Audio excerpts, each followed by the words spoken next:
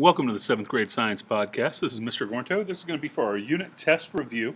So basically, I'm just going to go through some of this information to help you prepare for your unit test. So if you're listening to this tonight, it'll help you for tomorrow. I want to start with simple machines. And when we talk about simple machines, the main thing is understanding, what is a simple machine? Remember, we've talked about like a baseball bat or a broom or a hockey stick. Those are forms of levers. Or if we talk about a screwdriver to open the can of paint, when you push that screwdriver in and it actually pushes that paint can up a little bit, that's acting as a wedge. But then when you push down on that screwdriver to pry the lid up, then it's working as a lever. You can use a hammer as a lever when you're removing a nail or when you're hammering a nail in. You need to really understand what each one of these simple machines are. A screw, a wheel and axle, a wedge, an inclined plane, a pulley, lever. You need to make sure you know each one of those. But you also need to know about mechanical advantage. And that's what I've got here. I've put your fixed pulley, your movable pulley, and your block and tackle. And remember, your fixed pulley, well, that has just a mechanical advantage of 1. Your movable pulley has a mechanical advantage of 2, and then your block and tackle, it's all about how many rope segments there are. And in this case, it's 4. So that would have a mechanical advantage of 4. It's the number of rope segments.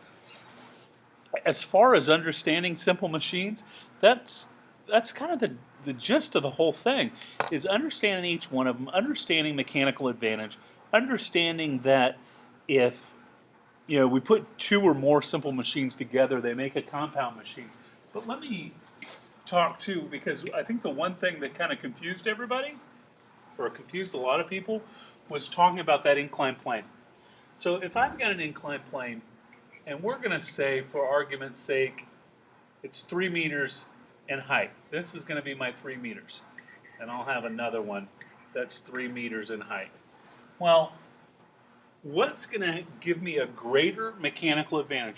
And mechanical advantage is lowering the amount of effort force. If it's 3 meters in height and it's, we'll say 3.5 meters in length, that's a pretty steep inclined plane. So if we're thinking about, we've got a cart full of books and we're pushing them up that ramp, it's going to require a lot of effort force. But let me change that a little bit here. But if I change the length of the inclined plane, well, now 7 meters, now my effort force is going to be much lower. It's a much longer ramp for it to go up. That means it's not going to be as high. Remember, we used the example in class that if I had a ramp coming off of my front table, if it was only just a couple feet long, then I might have to push almost straight up. But if it runs all the way to the door, it's going to be a lot easier. So simple machines, pretty easy, pretty straightforward. Now speed's a little different. Now, let me park here for just a minute and talk about the resultant velocity while we have up. If I'm on a bus and this bus is moving east, the bus is 15 meters per second east, I'm walking towards the front at 1 meter per second east. My total velocity is 16 meters per second east. You guys have that down pat. You got it. You understand it. This is where you're kind of missing it a little bit. Bus is still moving at 15 meters per second east, but I'm walking towards the back of the bus. I'm moving in a different direction, right? So I'm going to subtract the 1 meter per second. So that gives me 14. However, the greater velocity is the bus, so I'm still moving east, not west. Just because I'm walking west doesn't mean my overall resultant velocity is going to be west. My overall resultant velocity is going to be whichever one is moving the fastest. So let me get back to this whole speed and distance and time thing. And I'm going to kind of say great job to Brady.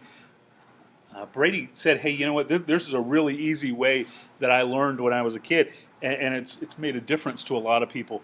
And it basically did this. If I put distance at the top, speed and time down here, and then I cover up whatever I'm trying to find, this is going to be multiplication, this is divide, this is divide.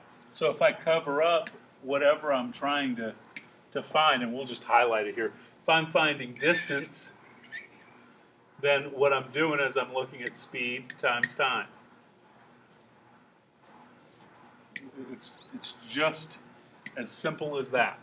That we need to make sure that we understand if we use this formula, you can do these questions all day long. Just remember that little triangle or pyramid, however you want. Distance, speed, and time. And if you're having trouble remembering what goes where, think of the alphabet. D comes first in the alphabet. It's going to go up top. S and T, they're right next to each other in the alphabet. They go right next to each other underneath. It's pretty straightforward. If you follow that, you're not going to have a problem on any of those questions on speed. Now, I will tell you, remember, what you can do a half an hour is double in an hour. In a quarter of an hour, or 15 minutes, it's 4 times as much in an hour. And remember, the difference in speed and velocity is speed is how far you go, or how fast you go, and velocity is how fast you go in a specific direction. Now, let's go to Newton's laws of motion. I had a little video that I created Friday, I think it was, that talked about Newton's laws of motion. So what we did in that video was this. We said, hey, if you got a ball laying on the ground, that ball is going to lay on the ground until something moves that ball. The ball doesn't want to just move on its own.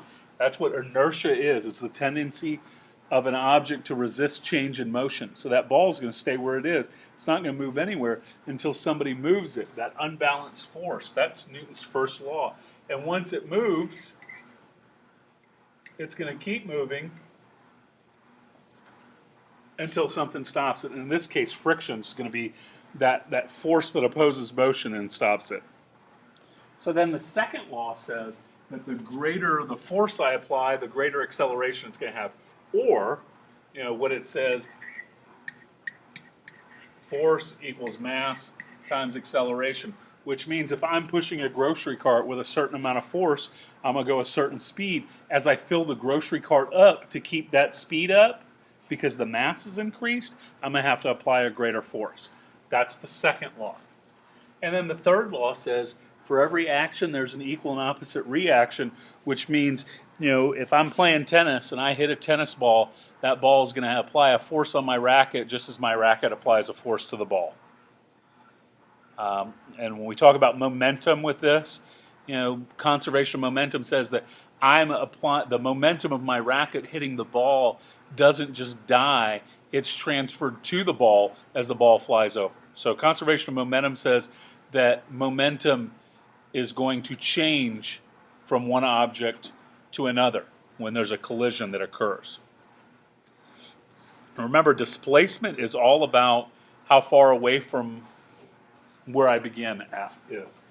So if I start here and I walk 1 meter east, and then I decide to walk in the same path directly opposite 2 meters west,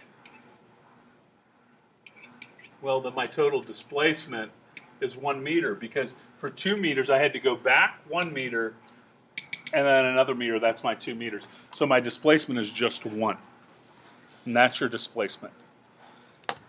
And then the final thing, this is the last thing here about the whole test, is waves. And you just need to understand that some waves need a medium and some waves do not. Um, Electromagnetic waves do not need a medium. That means they can travel through an empty space. A medium is just a solid, liquid, or gas that mechanical waves need to be able to transfer their energy. And then we talked about waves. We've got two types of waves, which are the longitudinal waves and the transverse waves. And the transverse waves are the parts of those are a crest and a trough, and the longitudinal waves, the parts are compression and rarefaction. The compression is simply where it's pressed together, and the rarefaction is where it's spread apart. So if we look here, the crest in a transverse, well, that's this top part. The trough, that's the bottom part. Now, we always have what's called a rest position. So if I'm going to measure amplitude, amplitude is how far above rest position the particles move. So amplitude is right here. It's from rest position up to the top of the crest. Don't draw it like here or here. That's not where it is. It's to the highest point. Remember, it's the highest point particles go above rest position. That's amplitude. So we'll draw that in here for you real quick. Amplitude. And then your wavelength is crest to crest or trough to trough. We've always said crest to crest in class just because I didn't want to confuse you and add something else to you and make it easier. But if you go trough to trough, you're fine as well. Then again, compression, that's where they're kind of pressed together. That's where they're bunched up. Rarefaction, well, that's where they're spread apart. And then if I'm going to measure wavelength, I'm going to go from compression to compression. That's it. If you can do those things, you're not going to have any problem on this test. You also need to remember about interference. Constructive interference is when they combine, two waves combine and create a larger amplitude, and destructive interference is when they combine and create what's called a standing wave. That means they combine and kind of cancel each other out. And then, of course, resonance is when one object vibrates next to another at the same frequency. You're going to do fantastic. I'm proud of you for listening to this. Thank you for taking a little time out of your day to get ready for your test. Get through this test tomorrow, and then you're on Thanksgiving break. Have a great day.